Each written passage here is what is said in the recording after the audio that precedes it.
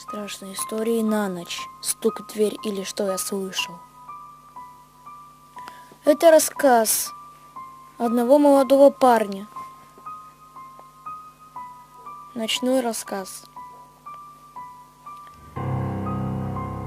Как-то раз, когда я встал со своего стула, я читал книгу. У меня горел один светильник. Не люблю, когда горит много света. К соседям кто-то очень-очень сильно тарабанился. Я не стал смотреть и лег на постель. Только я лег, и постучались в двери ко мне. Я подошел к двери, посмотрел в глазок, никого. Но я прислушался и услышал какие-то странные звуки. То ли шепот, то ли что.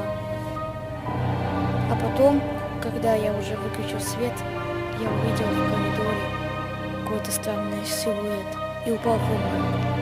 А ночью я проснулся. Утром я проснулся, и дверь мне была выломана.